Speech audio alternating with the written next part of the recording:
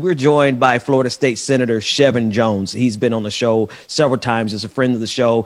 Florida State Senator for District 35, founder of Lead Nation, a nonprofit dedicated to education, mentoring, service, character, and public speaking for middle school and high school students. Senator Jones, thank you so much for joining us. How are you this morning? I'm doing good. It's good to see y'all again. Absolutely. And I wish we were here on, it's always a pleasure to have you here, but I asked you to come on this morning because all of us, everybody who's on the screen right now, we're all from the state of Florida. Yourself too. We're both from the district that now the late Congressman Alcee Hastings was the congressperson for. And we got news yesterday that he passed away. Senator Jones, could you just talk about Congressman Alcee Hastings? And because, I know you grew up in that district. Mm-hmm. Yeah, and Ben, I think you and I both know what Congressman Hastings meant to that area. I think all of us know, the entire state of Florida knew who he was, and we're definitely devastated by the news in the passing of Congressman Hastings. Even as he battled his health, he continued to serve South Florida. In the vibrant community. With the same grace and same compassion and passion that he always have.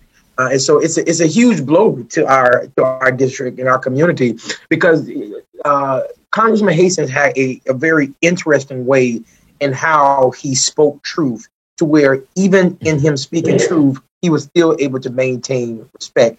And you don't see politics like that anymore.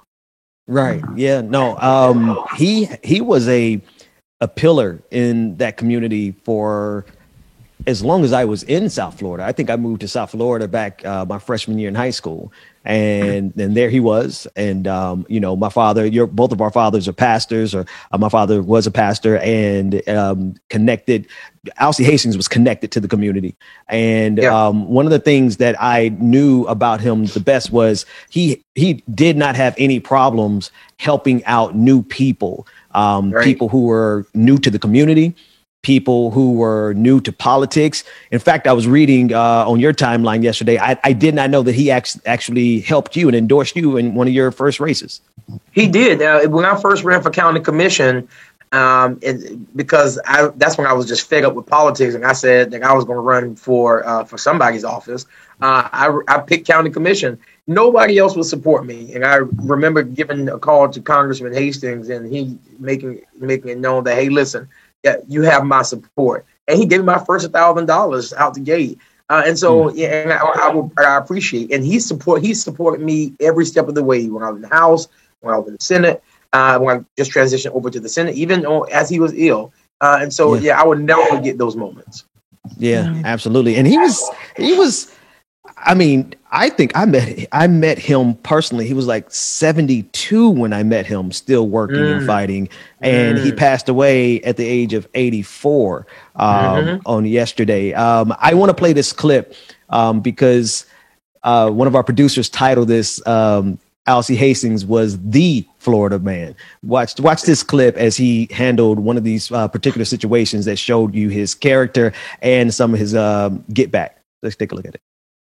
You can leave if you choose. I told you what I think about Texas. I wouldn't live there for all the tea in China, and that's how I feel. There is no reason at all to impugn the people, the governor of a state of this country, and I will await the gentleman's apology. You will wait until hell freezes over. Oh my gosh. That was Alcee Hastings. That's my type of politics. Yes. I'm not apologizing to you.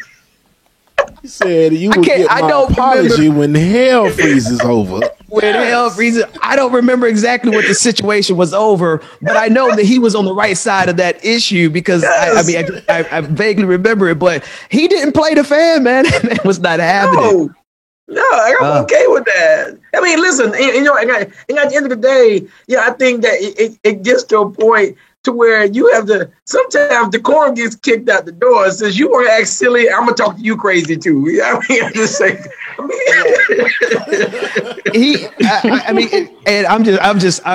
I love when I like to have the fond memories of individuals.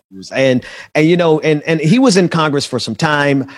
He was on he has a long history of his work and his efforts there. And I know that district is you know, hurting this morning because of the loss. But he was a pillar. He was a pillar in the community. And I just want to know, like, from your perspective, what are the ways that you are going to remember Alcee Hastings?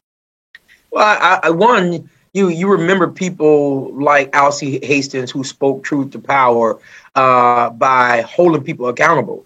Yeah, I think even if he never said it out of his mouth, the Alcee was the epitome of, as long as I have a seat at this table, the seat won't be wasted.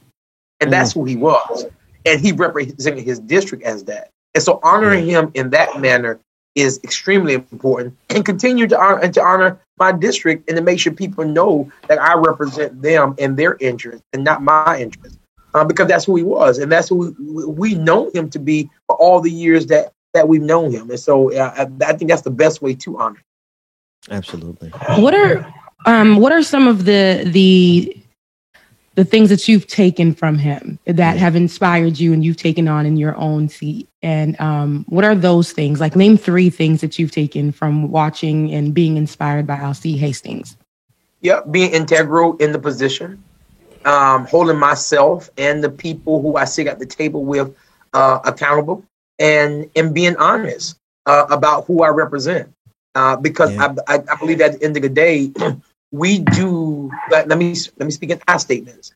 I do myself a disservice when I do not represent the people who sent me to Tallahassee to represent them. And Alcee did that. And those would be my top 3 things, because that's exactly who he was, and that's how he represented. Yeah, that's how I'm going to remember him as well. He again, like, I can't stress enough, like, this is the district I grew up in, right? And you grew up in the same district, and we were just like, you know, not far from each other. We both were connected, not only through our fathers, but we also knew Alcee Hastings, and we also saw his work.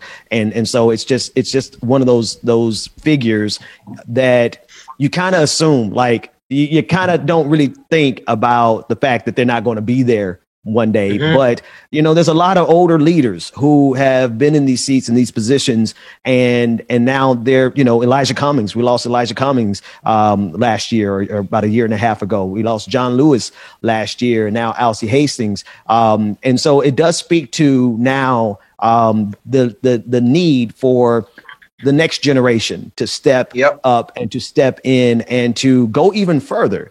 I think one thing, and I would like for you to speak on this because we know you have work that you got to get to this morning. A lot of times there is a perceived struggle between generations, and sometimes it's not perceived. There is a struggle between generations, but it's also, I think we fail to realize that our parents want us to go further than they were able to carry the torch. They want us to, no good father, no good parent, no good mother would want you to take the torch and just stay in the same place that they were in. Could you just talk about, like, extending the legacy and pushing even further on policies that help the people?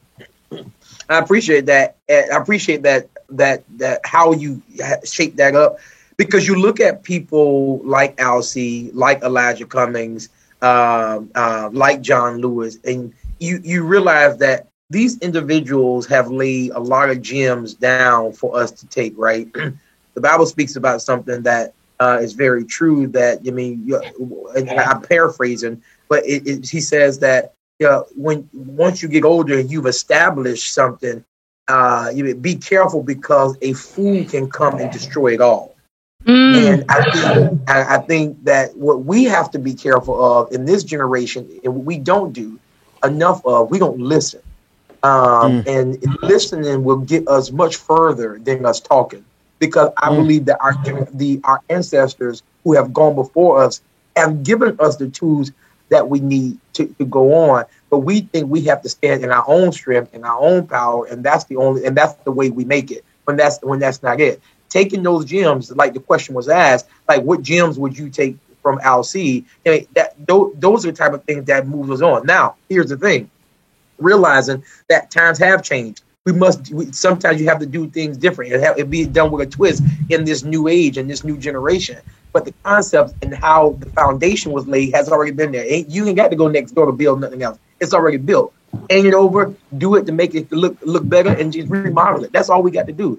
And I think that's what this generation we have to begin doing. We got to begin moving in a direction of hearing more, listening out for what our ancestors have laid down for us. And I'll end with this. As everybody starts saying who they about to run and this person about to take over this seat, I will say that you better figure out what the interests of the people are, because it's a totally different time. The people are no longer elected old politics. Come on. That's it. The people are no longer electing old politics. State Senator Shevrin Jones, thank you so much for Florida jumping in. A&M Rattler. Oh, Lord. I knew, I just had to make sure he was almost. We almost made it lately. I had to make sure I almost made it, like for real. We almost made it. Make sure it's 4 of us on here. 2 of us represent something real true. Okay, and I see it. I'm right here with you, brother. I'm right here with you. Okay. Oh, that damn strike. Ben, don't let the devil use you this morning. Okay. Come on. It's too late, Senator Shepard. I let the devil use me every morning. What are you talking about? Here. We here, baby. We are in the house. We almost go ahead, remove Rebecca and Senator Shevrin from the screen. Senator Shevrin Jones. We appreciate you, man.